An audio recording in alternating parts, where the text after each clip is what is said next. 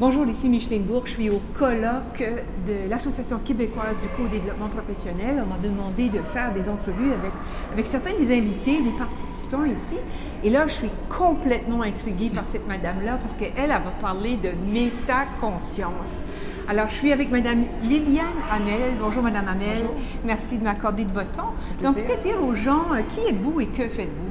Alors, je suis Liliane. J'enseigne à l'Université Laval, principalement dans le département de management à la Faculté des sciences de l'administration. Et je donne des cours en gestion du changement. En fait, des cours qui touchent beaucoup le comportement humain dans l'organisation pour les gestionnaires à venir. Okay. Alors, le développement d'habiletés de gestion, la gestion du stress, la consultation. Grosso modo, c'est un peu des cours qui touchent plutôt en fin de programme pour les étudiants, les futurs gestionnaires. Okay. Et je fais aussi la consultation là, pour garder un pied sur le terrain. Dans la réalité? Dans la réalité, pour m'assurer que je suis encore dedans, que les principes théoriques fonctionnent en pratique et que la pratique continue à faire évoluer la théorie. Excellent. Alors, ça, c'est une bonne approche. Je vous félicite pour ça. Là, aujourd'hui, au colloque, vous allez nous parler de métaconscience. Je ne me rappelle pas le titre exact, mais c'est super sexy. On a hâte d'entendre qu'est-ce que c'est la métaconscience, mais qu'est-ce que vous allez proposer aux participants aujourd'hui en fait, comme expérience? Là? Ce qu'on m'a demandé, c'est est-ce que la métaconscience peut aider à activer un peu plus la créativité des gens quand ils parlent de leur situation, quand on conseille les autres et tout. Et bon, dans un premier temps, qu'est-ce que la métaconscience? Oui, c'est un grand mot. La première fois que j'ai googlé, j'étais dans les espaces intersidéraux, au Dieu du bon Dieu et tout ça. Donc, rassurez-vous, c'est pas de ça dont il y a question. Je soupçonnais. La métaconscience, en fait, je l'ai abordé sur le thème de qu'est-ce qu'on fait avec notre conscience. Encore là, notre conscience, c'est quoi? Bon, selon les bouddhistes, la conscience, c'est je prends conscience de ce que j'entends, je prends conscience de ce que je vois, je prends conscience de ce que je respire, je prends conscience de comment je me positionne, la kinesthésie et tout ça. Alors, le premier phénomène, quand je reçois une pensée, quand j'ai faim, j'ai conscience que j'ai faim, j'ai conscience qu'il se passe quelque chose à l'intérieur de moi, soit dans ma pensée. Alors là, je réagis. Je me demande, je prends conscience de l'odeur. J'aime l'odeur, j'aime pas l'odeur. L'odeur me rappelle, je rentre à quelque part, ça sent le bon pain. Oh. Si j'ai dans mes mémoires le souvenir de ma mère qui faisait le pain et que ça sentait bon quand on se réveillait le matin, le pain, pour moi, c'est chaleureux. L'odeur du pain, peu importe où je vais être dans le monde, l'odeur du pain va me ramener dans cette conscience-là de où j'étais à ce moment-là. J'aime ça, c'est réconfortant, c'est chaud. La métaconscience, c'est OK, qu'est-ce que je fais avec ça?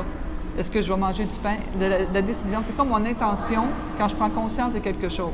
Je m'en fous de l'odeur du pain, finalement, je continue ma marche. Ou tiens, j'ai une intention de manger parce que j'ai faim. Alors, la métaconscience, c'est comment je vais choisir ce que je vais faire avec ce dont... Avec l'information que tu reçois. Oui.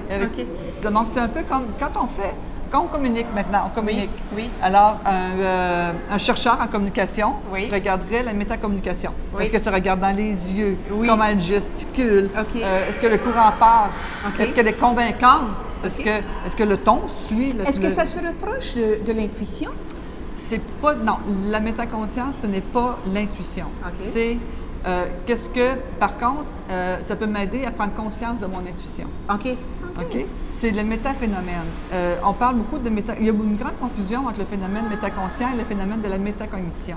Si je lis un livre, j'enregistre des connaissances et qu'après ça, je parle de la façon dont mes mémoires travaillent pour enregistrer ma connaissance, je fais de la métacognition. Je parle du processus qui chapeaute la cognition pour me décrire comment je fais comment s'établit le processus d'acquisition de connaissances pour moi.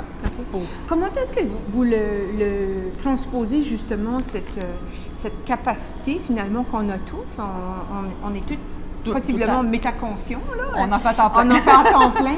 Comment maintenant, dans le contexte du co-développement, vous voyez des liens possibles ou des interactions avec cette réalité qui nous habite, qui est la métaconscience? En fait, c'est en découpant la façon dont l'information est donnée. En fait, celui qu'on appelle le client qui arrive avec sa question, quand il nomme sa question, les consultants qui entendent la question, ils ont un premier réflexe, ils entendent la question. Alors moi, ce que je les invite à faire, c'est à quoi ça réfère cette question-là. Donc, je les invite à faire en 3 colonnes. Ce que j'entends, Et ce à quoi je réfère, tu sais, quand je parlais de l'odeur du pain, j'aime ça ou j'aime pas ça? Oui. Parce que l'odeur du pain, si moi, quand je suis rentrée dans une boulangerie, puis il y a quelqu'un, un tireur fou qui est rentré, qui a tué tout le monde, ça n'a pas la même signification.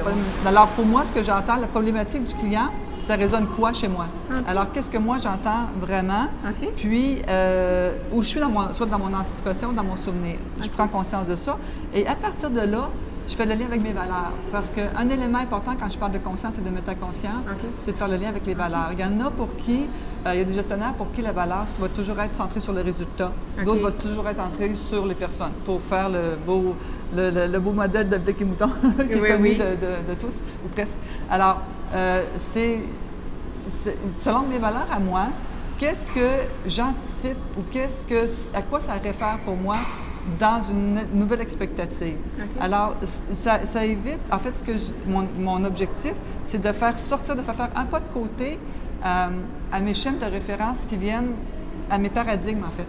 Okay. Est-ce que je peux sortir de mes paradigmes conscients par une intention, par la volonté? Parce que, en fait, les caractéristiques de la métaconscience, je disais tout à l'heure que les bouddhistes interprètent comme la conscience au niveau des sens. Donc, la métaconscience, c'est le processus réflexif, c'est ma capacité réflexive.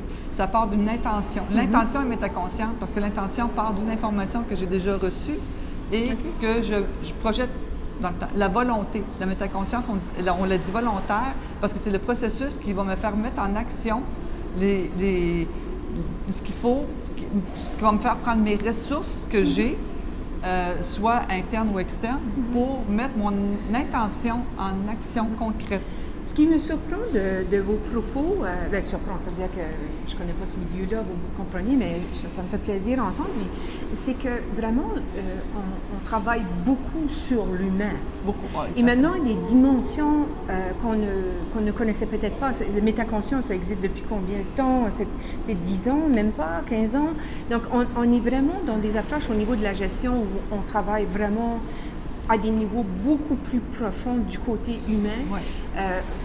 Parce que les leaders, c'est des gens qui peuvent montrer l'exemple, c'est des gens qui doivent rallier. Ouais. Est-ce que c'est un peu ça? C'est le côté humain de la gestion à un niveau complètement nouveau, là. J'ai décidé de faire consciente, à l'époque, j'étais limitée à la conscience dans mes paradigmes, mais de faire une thèse de doctorat parce que j'ai travaillé dans une entreprise, puis je me posais la question à savoir pourquoi les gens, on dit qu'on s'aime beaucoup, mais pourquoi on n'agit pas pour se le démontrer chaque jour dans les organisations? Okay. Pourquoi les politiques de gestion, les principes de gestion sont plus coercitives que motivationnels? Okay. Alors tout ça, je trouvais que les gens entraient au bureau malheureux en partant, tu sais, ah non, j'ai hâte. Tu sais, je rentre le matin, j'ai hâte que la journée finisse. Puis les statistiques le démontrent à ce niveau-là. Là. Et là, ces temps-ci, avec la montée des cas de départ pour des raisons de santé psychologique au travail, peu importe qu'est-ce qui va générer ça. Alors, quand on travaille avec des personnes au niveau de leur métaconscience pour dire, OK, qu'est-ce qui t'a amené dans cet état-là? Ça part d'une étincelle, ça part de quelque chose qui a progressé, qui a progressé. Puis quand on peut intervenir assez rapidement pour faire prendre conscience, de dire, OK, avec cette personne-là que tu dis, bon, tu vis du harcèlement, tu subis ça, tu as trop de travail, comment tu peux te projeter autrement pour sortir de ce carcan-là qui semble te presser? La métascience, puis là on pourrait peut-être conclure là-dessus parce que je vais vous permettre de participer au colloque, là. La métaconscience, elle tombe dans la gestion, elle tombe dans la psychologie, dans la psychanalyse, dans quel champ? Elle est éparpillée? Elle est où la métaconscience pour qu'on puisse l'étudier, l'apprendre, connecter avec ça? C'est-tu la philosophie? Quand j'ai commencé ma thèse de doctorat avec ce thème-là, on était un peu en 2004 à peu près. Okay. Et je me suis fait dire que j'étais pas dans mon champ de pratique parce que j'étais en management. Okay. Et on m'a dit c'est un thème qui est réservé aux théologiens, aux philosophes, aux psychologues. Je ne suis pas logue du tout et ni rien. Et j'ai publié ma thèse en 2009. Wow. Et pour certaines personnes, c'était tout un défi que de parler de... On commençait à parler de conscience. J'ai un collègue qui avait déposé sur la conscience, mais c'est un thème qui se disait, entre guillemets, là, effectivement réservé, mais c'est un processus humain, c'est un processus fondamentalement humain qui peut nous aider à guider autrement nos actions parce que c'est une prise, en fait, une prise de conscience. La métaconscience, c'est une prise de conscience de jusqu'où je peux aller avec ma capacité réflexive. Parce que souvent, on a un problème. Ah, c'est pas de ma faute. Ah, je suis pas capable. Mais non, mais oui. C'est comme pour aller prendre tes ressources. Okay. Tu as une volonté. C'est quoi ton potentiel? Qu'est-ce que tu as comme processus à l'intérieur de toi qui peuvent t'amener à croire autre chose? Parce qu'évidemment, si on tombe dans « j'agis en fonction de mes valeurs », j'insiste souvent sur mes valeurs. Parce que tout le monde m'a demandé tantôt comment ça agit au niveau des processus. Le leadership, on le développe. On développe de plus en plus nos leaders par une introspection, par dire quelles sont tes valeurs profondes, en quoi ces valeurs-là vont contribuer aux valeurs organisationnelles, qui sont en principe supposées contribuer aux valeurs sociales, aux valeurs communautaires. On le souhaite, en tout cas. Avec tout l'épisode qu'on vit pour les immigrants, ce sont des gens qui arrivent avec un schéma de valeurs totalement différent du nôtre. Et puis, donc, tout c'est créé tellement de débats, mais chacun d'entre nous, quand on nous demande d'agir contre nos valeurs, on se place, comme on dit, en conflit de valeurs. Et c'est là que surviennent la majorité des problèmes de santé psychosociale, à tout le moins. Ça émerge beaucoup au niveau des conflits de valeurs. Alors voilà. Donc, en co-développement, on va animer tout ça cet après-midi. Donc, merci beaucoup, madame, d'avoir passé du temps. Alors, rappelez le mot métaconscience, un nouveau mot. Il n'y a pas juste la pleine conscience, il y a la métaconscience maintenant dont on peut s'approprier et mieux comprendre comment ça peut nous aider dans notre développement et dans le développement de l'organisation aussi. Effectivement. Alors, merci beaucoup. C'est moi qui vous remercie.